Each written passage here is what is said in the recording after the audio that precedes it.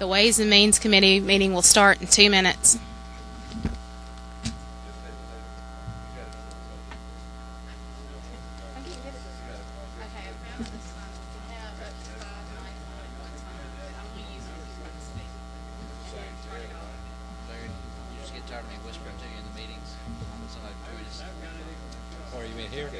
Oh, did I do it? Yeah. Yeah, that'll fix you. I promise I stopped telling jokes after the meeting.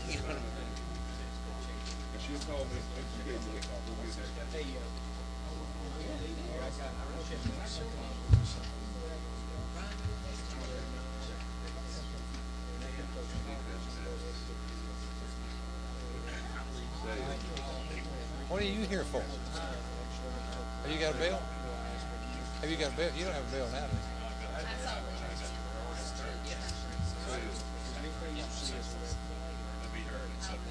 Oh, okay. You're not my hearing. We're glad to have you.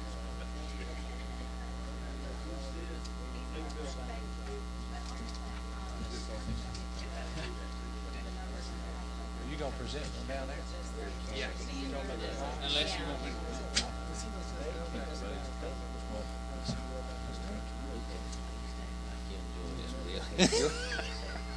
Did he say? He said, "Can you change your facial expressions?" He said, "You look like every time one of them guys got up, you just cringing." I said, "I'll do better." He said, "You ain't you totally get in the slide a little bit too."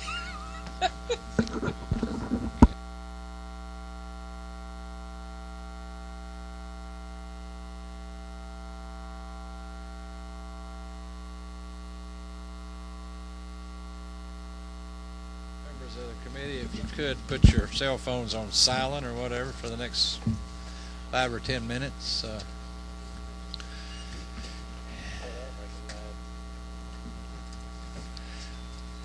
Even though I know how critical it is for all of you to stay in real-time touch with all your constituents.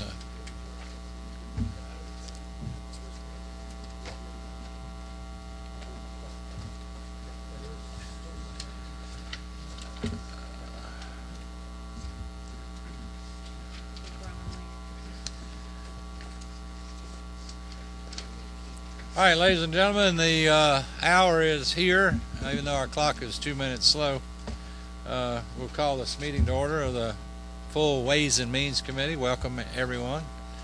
Especially happy to see we've got some distinguished chairmen with us in attendance today. We certainly welcome you all to the committee and thank you for your very valuable input and others. We have some first readers we're going to get out of the way here quickly if we might. Secretary of the committee is Representative Martin Scott. If you would, please, Representative Scott. Thank you, Mr. Chairman.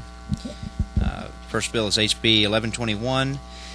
It is to amend Code Section 4883 of the Official Code of Georgia annotated relating to exemptions from sales and use tax and for other purposes. Assign that to our Sales Tax Subcommittee. HB 1135 to amend Code Section 4883 of the Official Code of Georgia annotated relating to exemptions from sales and use tax and for other purposes.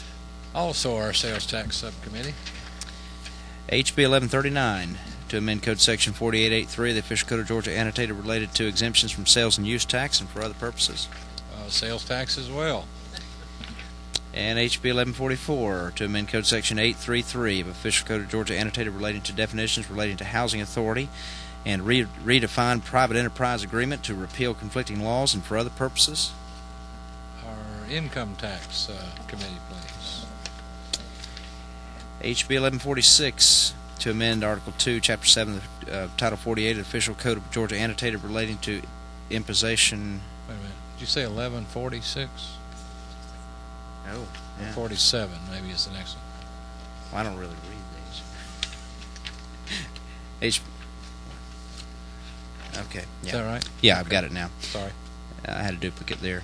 HB 1147 to amend Code Section 4883 of the Official Code of Georgia annotated relating to exemptions from sales and use tax and for other purposes. Put that in our Sales Tax Committee. We're overloading you, Chairman Sims, today. All right, Please continue. We got it. We're going to get away from him now. HB 1157 to amend Article 2, Chapter 7, Title 48 Official Code of Georgia annotated relating to imposition, rate, and computation of income tax, and for other purposes. Okay, we'll put that in the Income Tax Subcommittee, and there should be one more, House Bill 1144, is that right? No. What's the adoption? Somebody have that one? I hope we did. Should be an ad valorem. 1144 we've already 44 went to income. we've read it. Chairman, I think it should go on that one. Is that right? Yes. It should be an ad valorem. I think it was just a mix-up in the order. Yes, it did. Yeah, House Bill 1144 should be an ad valorem subtext Okay. subcommittee. Okay. Also, we seem to have had Which one did some you confusion lately about the hearings in the subcommittees, and I would ask the authors of these bills and the elected officials that are participating in the bills, after we've assigned them to subcommittee, if you would just contact Michelle or the subcommittee chair people and ask them, please, if they would coordinate the hearings for you that is convenient with everyone's schedule. We're going to try to keep enough time available, but I will forewarn all the reps that are here and involved in the committee business. The volume coming in this committee is pretty substantial here lately, and we're under some time restraints that other committees in the House by virtue of the Constitution are not. So you might want to rethink about asking for your hearings pretty soon if you want your legislation to move through the process accordingly. We do want everything to get a fair and impartial hearing that's possible that can. Okay, that concludes the first readers. We've got Chairman Jeff Lewis. Do you have a report to the full committee from the Income Tax Subcommittee? Yes, sir, Mr. Chairman. Thank you. Earlier, your subcommittee on income tax met and considered House Bill 1107, and we recommend it to the full committee with a do-pass recommendation. Thank you, Chairman Lewis. The chair now recognizes Governor's floor leader, Representative Jay Roberts, to present House Bill 1107. Thank you, Mr. Chairman. On behalf of the Governor, I bring to you today House Bill 1107. It's the Land Conservation and Tax Credit and Grants Bill. What this bill basically does is it creates an income tax credit of incentive for the donation of conservation land or easements. It allows taxpayers to claim a credit against state income tax liability of 25% of the fair market value of the donated property, up to a maximum credit of $250,000 per individual or $500,000 per corporation. We believe that this helps to increase financial incentives for a willing landowner to participate in the land conservation program, and that the land remains in private ownership and places land into conservation for perpetuity, which means forever. So if you elect to go into this conservation tax credit, you need to understand that it is perpetuity, which means forever. It also protects, we believe that it will protect a significant amount of land at a much lower cost than by purchasing land as far as the state goes. There's actually right now 10 other states that actually has this legislation in. Mr. Chairman, I would be glad at this point to answer any questions and all that there might be on this piece of legislation so that we might discuss it. Well, I hope so. I certainly think this is monumental legislation, and I certainly laud the governor and his staff and their efforts to participate in reasonable conservation in this most beautiful state that we're all so fortunate to live in. I hope the committee does have some questions. It's a tremendous inducement. You know, as we all know, tax credits are dollar-for-dollar credits against tax liability. You contrast that against deductions. Anybody in the tax business will tell you there's a significant difference in that, and so this certainly does constitute a significant inducement for philanthropic Georgians to participate in meaningful, really beyond our lifetime conservation. So I would open up, be glad to recognize anybody on the committee for the purpose of questions now, and then if anybody else would like to make any statements later, I'll recognize you for that reason. But for now, Are there any questions for the author of the bill? The chair recognizes Representative Floyd, Flood, excuse me, I'm sorry. Mr. Chairman, I had a question regarding the tax credit. The credit is an amount that would not exceed $500,000 or 25% of the value of the land, whichever is less, and that would be a credit applied to the landowner's tax liability. Assuming that the liability is less than that amount, let's say $500,000, will that credit be allowed to be carried over into future years, and for how many future years, if so, would that credit be allowed to be carried forward? It would be carried over for 5 years. Okay. Carried forward, I think, is the accurate terminology. Sometimes in tax law we actually can go back 3 years. This does not provide for that. But in those situations where you see tax in what we call net operating losses and so forth that sometimes are able to be carried back for amended returns, it's typically only as much as 50% of the tax liability that can be used against. I think it's significant in this bill that you can use it against 100% of your tax liability, but it's $500,000 for corporations that have tax liability, but only $250,000 for individuals. That was a very good question. But in both cases, the amount would be carried forward. Carried forward up to 5 years, and then after that, it's off. Great, thank you. Thank you. Other questions? Yes, sir. Our chair recognizes Representative Borders. Thank you, Mr. Chairman. A few years ago, I gave a building away to a nonprofit, a city charitable organization, and I took that deduction against my federal and my state income taxes. This would be on top of or supplemental to what I had done at that time with my state taxes. You know, this credit. Well, would it this credit would be in addition to deduction, and again, differentiated deduction from credit. Credit actually is dollar for dollar tax liability. The deduction would be the market value on the 25% of the market value. This is great legislation. Thank you. Thank you, Representative Morris. And I guess another part is every conservation easement you can draft your own plan. I know that in the agriculture community there was a question that was proposed about if they decided to put this into that, could they end up building an equipment shelter or a pole barn, essentially. And the answer to that is if you draft it, when you're drafting that conservation easement agreement, that if you put it in there, then you can do so. Chair recognizes Representative Martin for the purpose of a question. Thank you, Mr. Chairman. If the Chairman will allow, I have two separate questions. One, Mr. Floorleader, the $250,000 for an individual, $500,000 for the corporation. If there were such individuals out there, why would we not allow them the $500,000 also? I imagine that would be few and far between, but was there any thought given to that? And I'm sure there was, and reasoning for it. And the second question, I just want to make clear. Okay. Yes, sir. He's easy to confuse.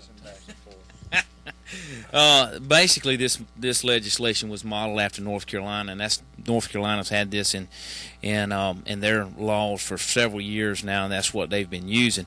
It was basically seen as $250,000 for the individual because most of the time an individual is not going to exceed that.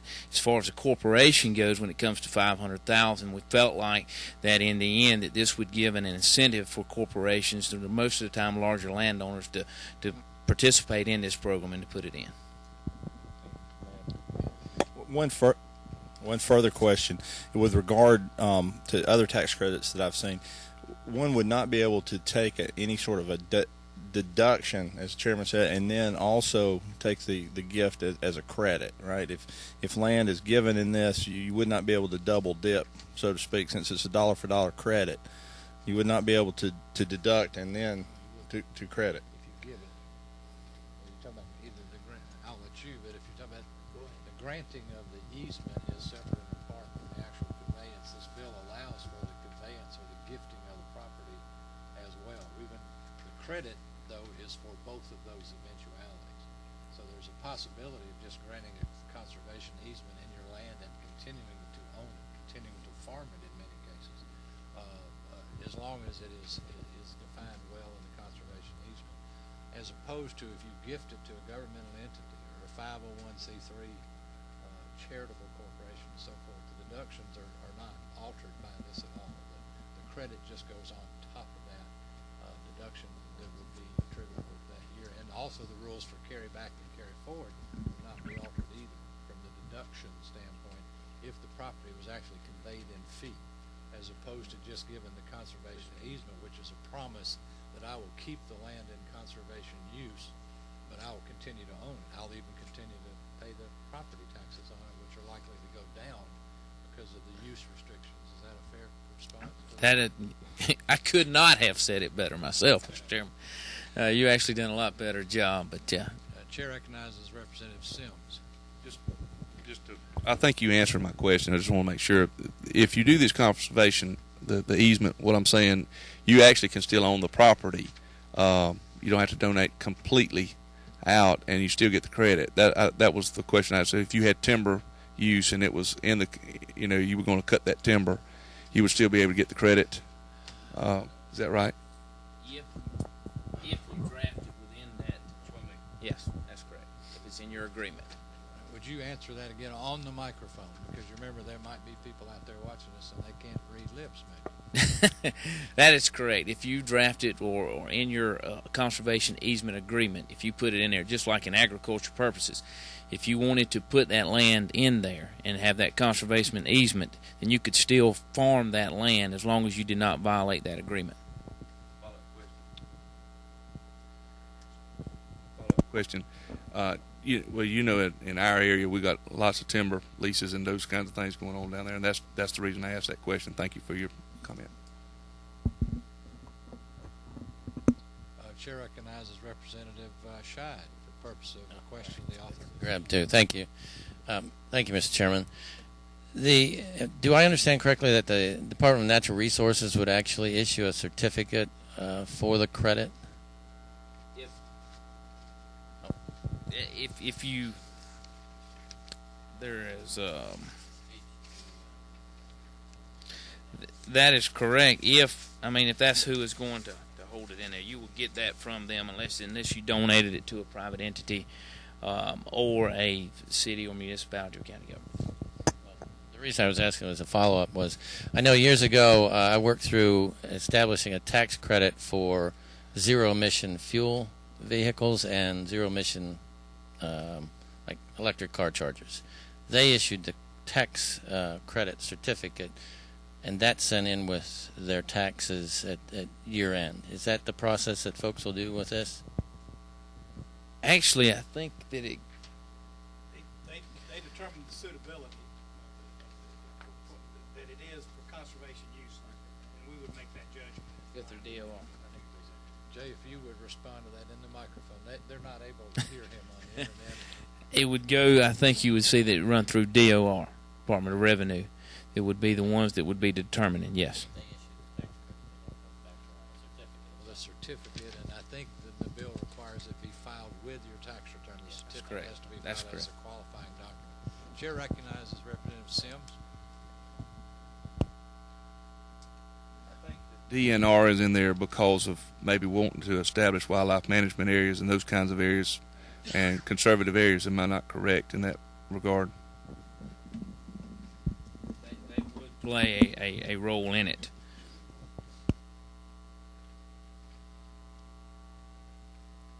I had one question, and I thought I heard this right, and you could clarify it for me. The experience in North Carolina in dollar bills as far as the cost and revenues. I heard that testimony this morning. Do you recall what the overall cost, since I believe this law has been in existence since 1983 in North Carolina? Was that right? That is correct. It has been in there, and the fiscal note refers to that. And you see that there is a little difference as far as the fiscal note concerning Georgia versus North Carolina because of the difference in the tax code. But to answer your question, over a 5-year total period, you're looking somewhere between, around $31 to $36 million, and based off of that is because we really don't know actually how many people are going to actually utilize the program, so it could not be as much if more people don't put into it. Okay. Now, are there other questions for the author? Is there anyone on the committee that would like to address the committee about the bill?